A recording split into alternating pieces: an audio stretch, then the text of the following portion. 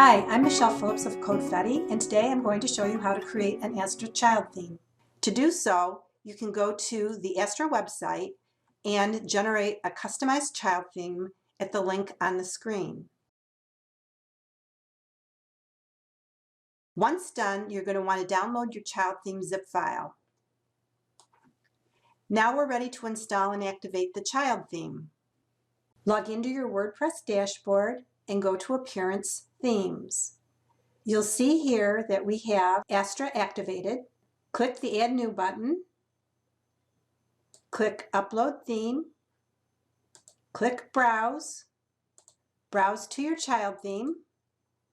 And then upload that zip file and click Install Now. Once the theme has been installed successfully, click the Activate button.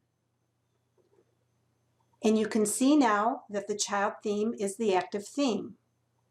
I hope this demo's been helpful to you. Thanks for stopping by, and I'll see you next time.